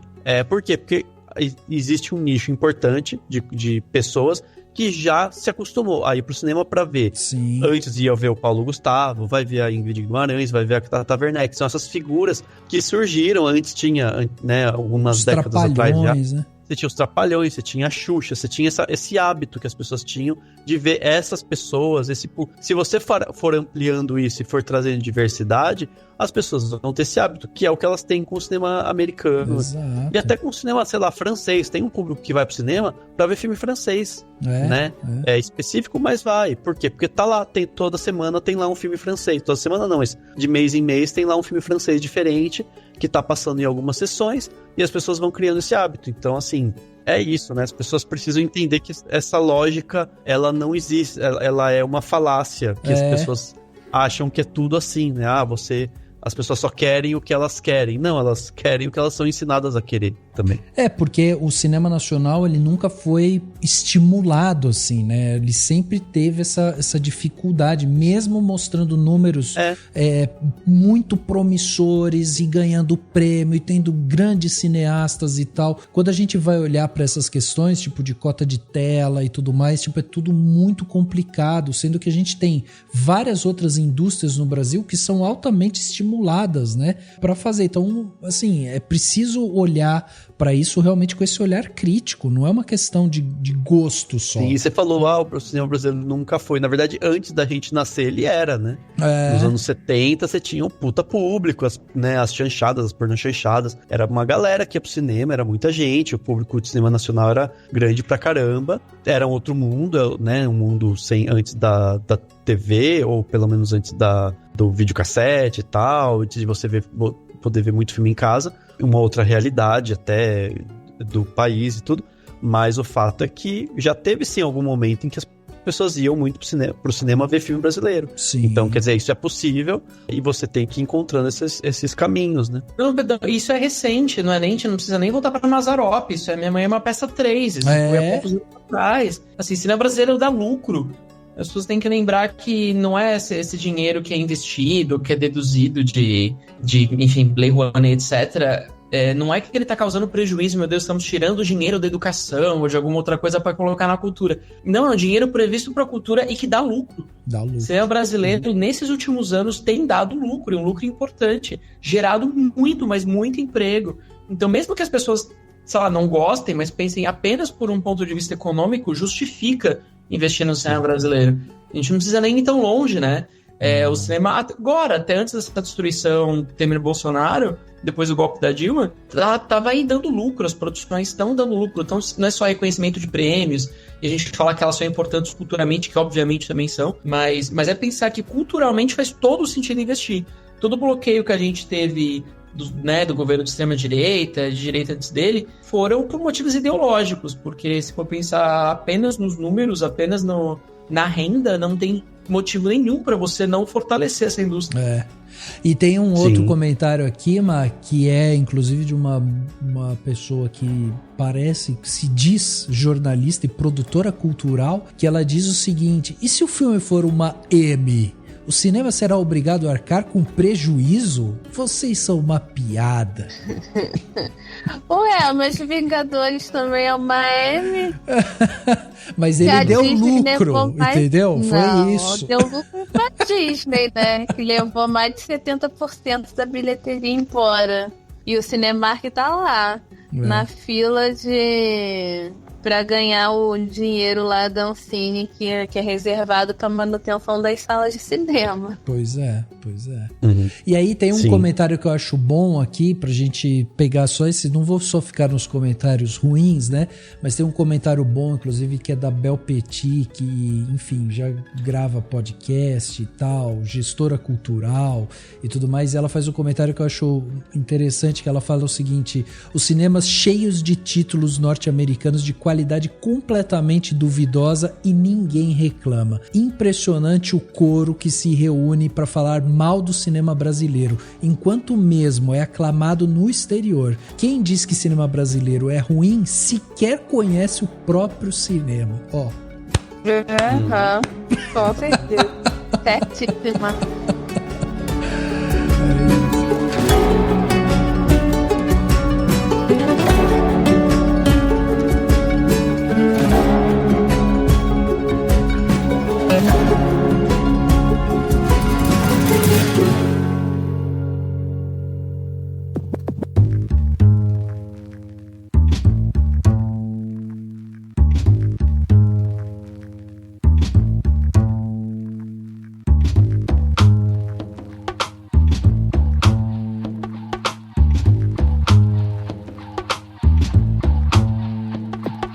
Plano detalhe da semana, né? Aquele momento bom que a gente tem aqui, né? Depois de filosofar tanto em cima de lei, entender um pouco desses mecanismos e, né?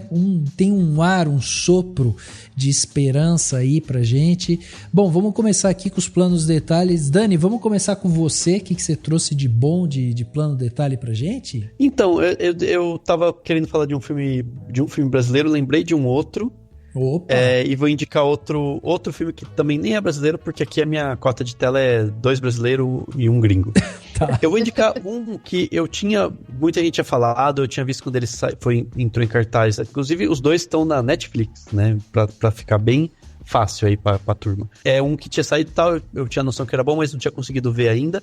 E eu vi esses dias, que é o Propriedade. Nossa. E achei assim, ele não só é muito foda e muito incrível e muito interessante, como ele é uma prova de tudo que a gente estava falando aqui sobre a questão do filme chegar em uma estreia grande e tudo mais. Porque ele é um filme que tem um nível, uma qualidade e um potencial, sabe assim, de bilheteria e tal, que era para ele ter feito ao mesmo tipo de sucesso e de bafafá, vamos chamar assim, que o Bacurau, sabe? Ele tem até um clima uma coisa meio Bacurau, no sentido de falar sobre a violência do opressor e a resposta do oprimido e tal.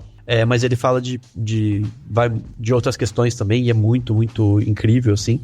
Só para as pessoas se situarem, para quem não assistiu, é basicamente a história de uma mulher. Ela fica presa num carro na fazenda da família dela, ou do marido dela, pelo menos, onde as pessoas que trabalham nessa fazenda estão em situação análoga à escravidão. Você entende isso por conta elas estão presas naquele lugar, não conseguem sair, e tem toda uma coisa que acontece que vai gerando um plot twist atrás do outro, assim, e é um filme de deixar você super, né, nervoso, assim, querendo ver que cada plot twist você vai ficando mais angustiado, assim, é muito, muito bom, assim, muito interessante. Vou indicar também um filme lindo, lindo, lindo, que eu não tinha visto ainda, me perdoem, mas não tinha visto, e vi recentemente também na Netflix, que é o Pacarrete, né, foi super bombou em festivais e tal, nossa, preciso ver, não chegou nos cinemas perto da minha casa, como vocês podem perceber, e daí chegou agora, eu pude ver agora na Netflix também, que é maravilhoso, com a Marcélia Cartacho fazendo uma bailarina, né, uma mulher que é bailarina, foi professora e tal, e ela tá meio doida pra fazer uma apresentação da peça dela na cidade dela, numa festa que vai ter na cidade, só que as coisas obviamente não vão acontecer do jeito que ela quer, e aí só assistindo pra ver, assim, é um filme super doce, super bonito, super pra pensar sobre as questões artísticas e tudo mais. E tá aí na Netflix, facinho de assistir. Muito bom. E vou indicar um que tá no cinema, Lupita Nyong'o mesmo, sabe?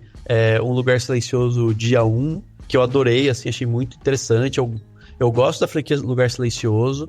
O primeiro filme é muito incrível, assim, né? O primeiro da franquia. E acho interessante. Não, assim, no começo, eu lembro quando eu vi o trailer desse filme, eu falei assim, eu fiquei dividido entre pra que esse filme? E, meu Deus, eu preciso ver esse filme. Né? Tipo, porque eu fiquei curioso pra ver o que eles iam explorar, e gostei muito que eles exploraram um lado inesperado, assim. Ele poderia muito bem ter ido pra um caminho bem comercialzão, bobo, de falar, beleza, estão fugindo desses monstrengos. Mas não, tem uma questão, um drama específico e uma questão da personagem da Lupita Nyong'o e do personagem do Joseph Quinn, que é interessante, e não é, claro, não é uma obra-prima, mas é muito bom mesmo, gostei muito. Então vale a pena. E só pra fechar, Rafa, já que eu, enfim, tô com várias dicas aqui, tem um livro que eu li recentemente. Ele é interessante você pensar no posicionamento do autor, porque o autor tem uns posicionamentos dos quais eu discordo e tal, mas que é bem legal de sintetizar as ideias dele, que é o 21 lições para o século XXI, do Yuval Noah Harari, né, que é um escritor... Sim. Israelense. Ele fez aquele lá, eu não li, né, o Sapiens e tudo mais, e até o que eu li, que eu entendi é que esse livro, ele é uma versão enxuta, concisa, assim, de muitas dessas ideias o Harari desenvolve bem mais no Sapiens e nos outros livros dele, não lembro agora, que são bem grandões, bem livros complexos e tudo mais. Mas esse ele basicamente passa são 21 capítulos, né? 21 lições mesmo, em que ele vai falando sobre desde inteligência artificial, futuro dos empregos, coisas que vão acontecer. Alguns momentos ele tá naquela futurologia que você fala, tá, beleza, não sei se estou acreditando tanto em você, não sei se eu concordo com tudo que você está dizendo, mas ok. Tem umas visões ele é bem liberal, assim, em termos de posicionamento, né, político. Uhum. Então você tem que levar isso em consideração. Se você não concorda, você fala, beleza, ok, entendo o seu posicionamento, mas não concordo. Mas mesmo assim ele fala de umas coisas que é bem legal da gente pensar sobre o futuro dos empregos e como que a gente vai ser daqui a uns 30, 40, 50 anos aí com relação aos desenvolvimentos tecnológicos e tudo mais. Então fica 3 filmes e um livro para as pessoas aí. Muito bom, olha aí. Então, se a Marina falou que a cota ideal seria em torno de 30%, a cota de tela do Dani aqui tá em 66% para filmes.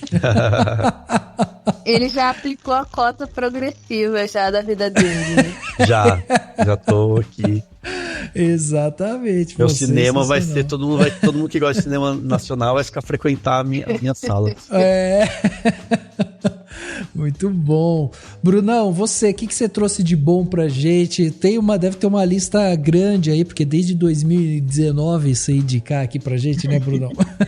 E agora é o momento em que eu pego 40 minutos pra falar dos meus 57 filmes preferidos. Não, brincadeira. Vamos falar de 2 filmes brasileiros, né, já que a gente tá no tema e que estão em cartaz nos cinemas. Legal. Que a gente tiver a oportunidade, vale muito a pena descobrir um deles que é uma coprodução, que é outro meio também de fortalecer a produção brasileira, né, fazer coproduções com outros países. Então, o filme Salamandra, do Alex Carvalho, é uma coprodução entre Brasil, Alemanha, Bélgica e França. Tem atores, equipe, profissionais de todos esses países. E na história, a gente tem a Marina Foïs, que é uma das grandes atrizes francesas, vindo ao Brasil e atuando com atores brasileiros. Ela tem que resolver questões de herança, daí ela vai se envolver com o homem brasileiro. Tem um trabalho de erotismo que é muito interessante. E de como tratar o olhar do estrangeiro sem fetichizar o brasileiro, sem fetichizar a miséria. É um filme muito, muito bonito, que finalmente entrou em cartaz no cinema. Classificação 18 anos, ele é pesado, mas ele merece, ele precisa disso tudo. E é um ótimo filme que tá em cartaz. O Alan Souza Lima tá em tudo também, hein? Depois que ele fez Cangaço Novo, ele tá aparecendo em tudo aí, o Alan Souza Lima. E o outro filme é o Casa Isabel.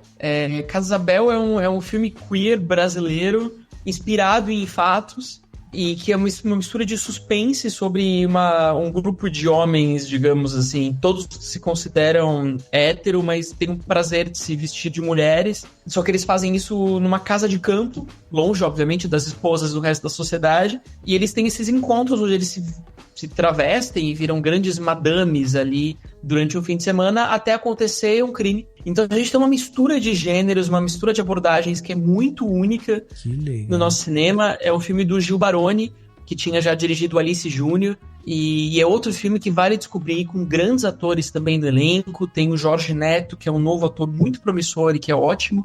Então também, quem tiver a fim de descobrir uns filmes diferentes aí, o Casa Isabel é uma boa aposta. Muito bom, olha aí. Caraca, hoje eu vou correr atrás deles aqui para assistir. Lembrando você, ouvinte, que se você não pegou alguma coisa aqui, vai na descrição desse episódio ou no post desse episódio e vai estar tudo listadinho lá com link. Então é só você clicar e você já vai ser direcionado para tudo que a gente está falando aqui. Ma, e você? O que você trouxe de bom pra gente aí nesse plano detalhe? Eu vou indicar um livro que eu li recentemente, que é do Tonico Amâncio, que é um professor da UF, chama Argentina Brasil no Cinema, Diálogos, que tem muito a ver com essa questão da cota de tela, política pública para esses 2 países latino-americanos que sempre sofrem com essa questão dos conglomerados estrangeiros, né?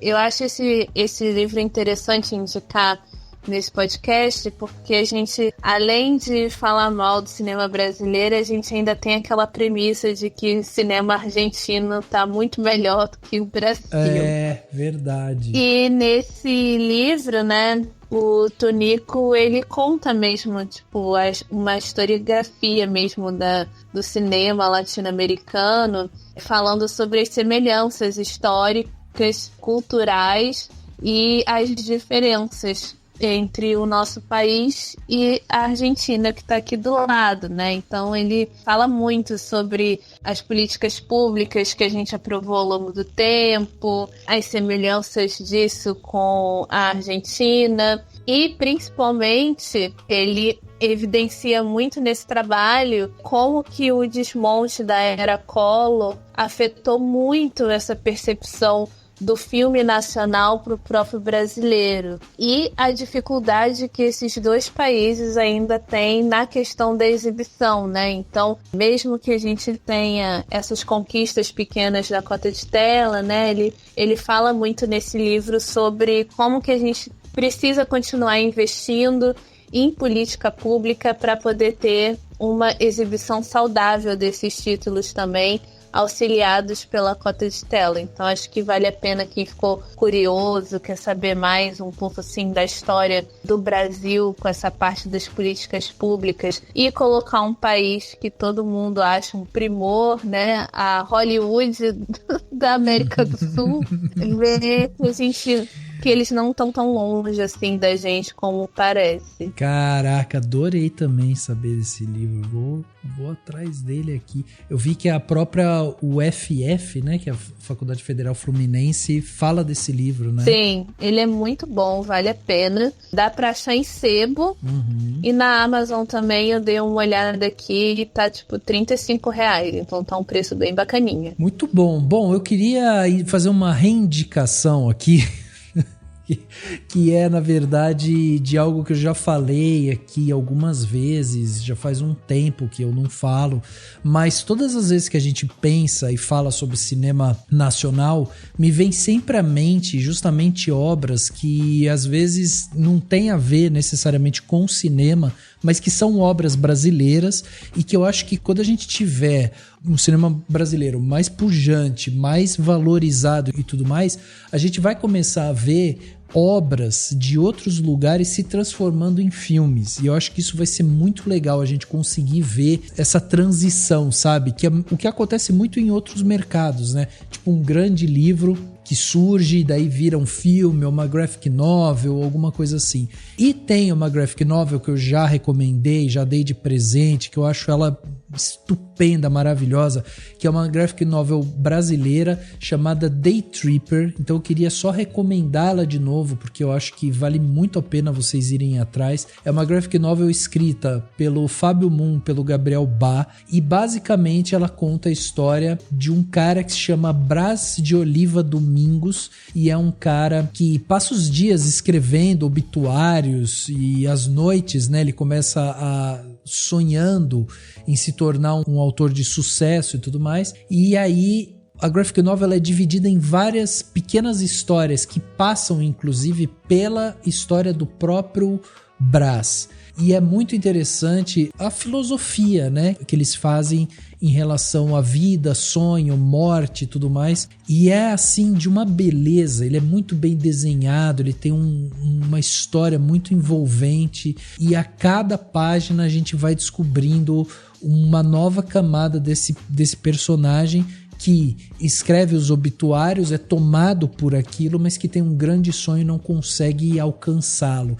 Então ele se vê também como uma pessoa morta em algum sentido. E eu acho que essa é uma das graphic novels assim que daria um belíssimo filme. Eu acho que funcionaria muito bem. De qualquer forma, vou também indicar um outro conteúdo um pouco mais relax, que é um canal no YouTube lá do Patrick Maia, que é um comediante, faz stand-up e tudo mais.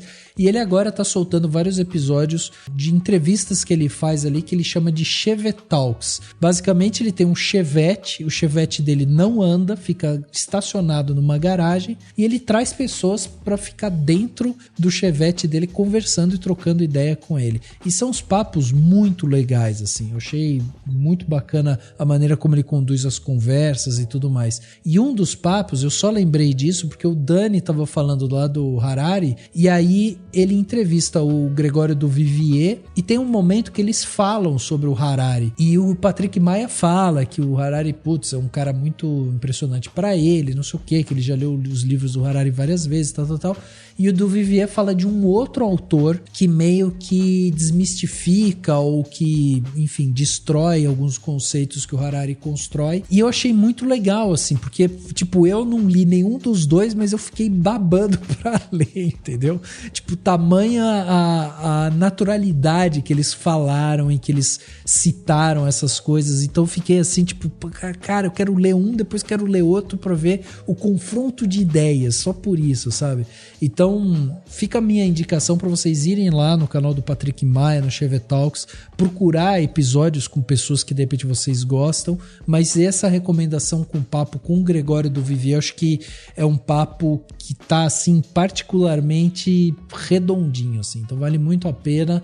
Vai lá, assiste, lê, vê aí as coisas que a gente indicou aqui que vai fazer do seu dia um pouco melhor, um pouquinho diferente aí a sua semana.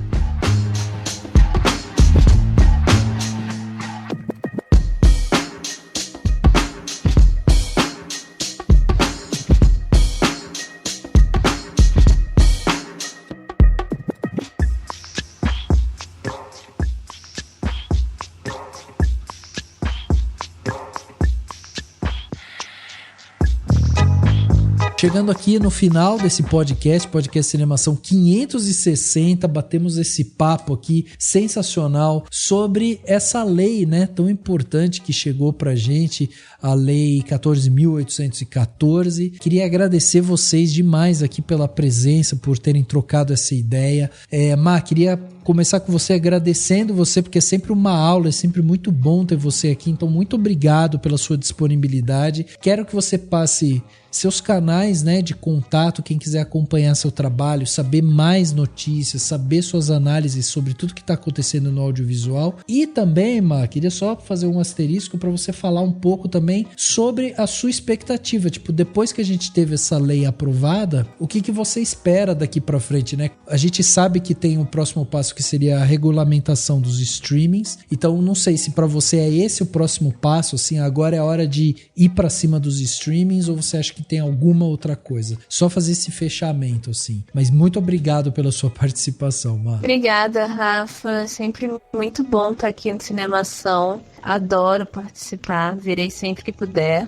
Sobre as minhas expectativas, são as melhores possíveis. Eu acho que nos primeiros anos a gente vai ter uma mudança não muito significativa, né? Porque, como a gente comentou aqui mesmo, é uma questão progressiva, é uma questão de resgatar um público que já foi nosso, então isso leva um tempo. Mas depois disso, com certeza, já passou da hora, né, da gente colocar os streamings para regulamentar. A gente precisa resolver essa questão quanto antes. Cada vez mais a gente está condicionando a nossa força de trabalho para ser prestadora de serviço de conglomerado estrangeiro, com os nossos trabalhadores recebendo muito mal, com as nossas obras ficando restritas a empresas estrangeiras, sem a gente ter direito nenhum sobre elas, sem ter retorno financeiro nenhum sobre essas obras depois que elas vão para o catálogo. Então é uma discussão também que a gente precisa prestar atenção, apoiar, incentivar que essa regulamentação saia de uma maneira que seja benéfica para todo mundo que trabalhe no setor audiovisual brasileiro, porque a gente precisa ser visto também no streaming, não só na sala de cinema. Boa. E vocês me encontram no Twitter, né, com mais dias aí corridos, todos os dias eu estou no Twitter, o meu @ é marinarodri, 2 underlines, mas também eu lanço uma newsletter todo sábado, que se chama Simplificando Cinema, lá no Substack, e ela é focada no mercado latino de audiovisual, né? Então, ali eu coloco só notícias do Brasil e de outros países latinos, sobre leis, sobre mudanças, sobre governos, mais nesse sentido, assim, do impacto legislativo das decisões governamentais em cima dos países. Sai todo sábado, eu escrevo ela junto com o Ângelo Corte, né, que tem um projeto também aí muito bom que se chama Cinema Livre Latino-Americano, que ele dá umas dicas de cinema latino também lá na newsletter. Boa. E eu também tenho um podcast, também se chama Simplificando Cinema, né, com a Liv Estevô. A gente está parada nessas últimas semanas por questões aí de empregos, de férias, de várias coisas, vários imprevistos que a gente teve pelo meio do caminho. Mas essa semana a gente já pretende voltar com o episódio, inclusive falando sobre cota de tela e alguns outros assuntos. E lá também a gente discute muito essa questão política, né? As pessoas não acharem que é só invenção brasileira em cima da indústria cultural. Boa, Má, muito boa. Muito obrigado novamente pela sua participação. Bruno, obrigado também pela sua participação. Demorou um tempinho para você voltar, mas está de volta. Então espero que a gente possa repetir isso com mais frequência, aí falando de filmes também, discutindo mais coisas. Volte sempre e, por favor, também deixa aí meios de contato, site, como que as pessoas acompanham o seu trabalho, Brunão. Obrigado, gente, pelo convite. Esse é um tema bem importante de discutir, não é muito fácil, né? O tema de hoje, assim, da políticas públicas, de cota de tela, mas acho que a gente tem que tentar simplificar cinema, como a Marina disse. e faz, enfim, acho que a iniciativa é importante. Vocês encontram os meus textos no Meio Amargo, que é o meioamargo.com. É o site onde eu coloco os meus textos, críticas, entrevistas, artigos. Tem também as páginas nas redes sociais, né, Facebook, Instagram, Twitter, @meioamargocine, porque obviamente se tiver só Meio Amargo, você vai achar uma porção de chocolates. Então, se quiser achar o cinema, é @meioamargocine, de cinema. E também tem um canal no YouTube, aí com críticas em vídeo, entrevistas em vídeo e uns materiais feitos exclusivos para lá, pro YouTube. Também @meioamargocine, espero todo mundo por lá. Boa, Brunão, muito obrigado. Dan, obrigado também pela sua participação aqui mais uma vez no Cinema Ação. Também quero que você deixe aí meios de contato, suas redes sociais e o seu Substack, né, Dan, que ultimamente tem saído uns textinhos bons lá. Obrigado.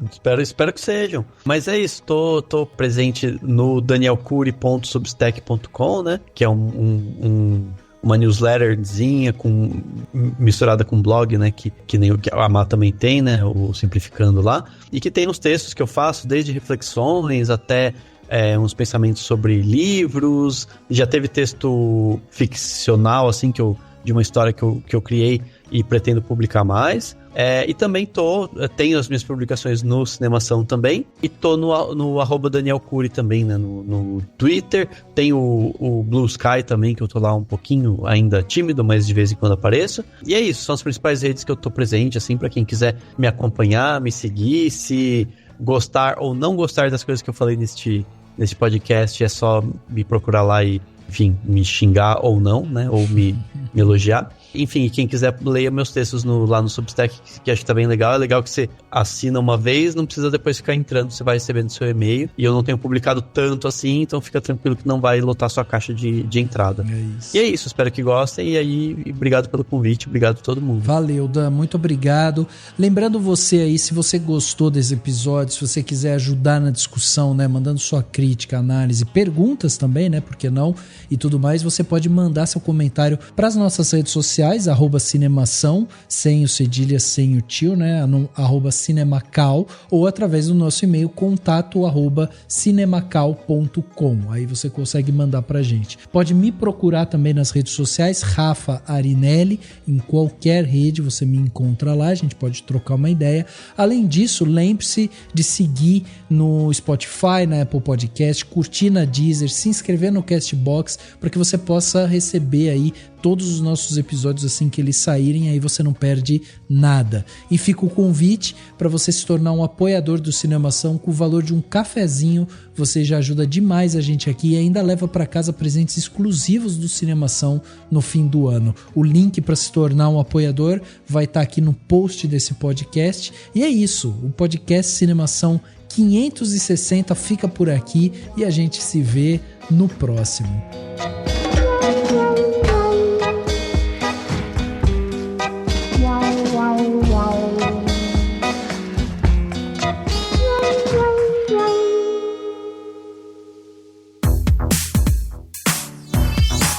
Esse podcast foi editado pela Isso Aí Design. Tudo isso é forma com função. É design estratégico. É isso aí.